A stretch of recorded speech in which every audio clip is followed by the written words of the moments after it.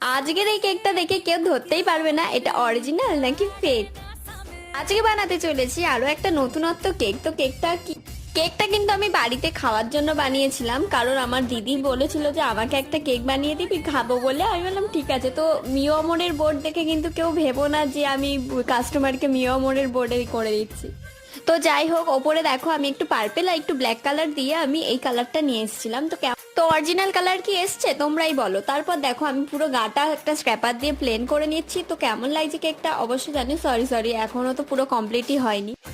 তারপর দেখো আস্তে আস্তে আমি এই ডান্টিগুলো আবার করে দিচ্ছি একটু গ্রিন কালারের ক্রিম দিয়ে।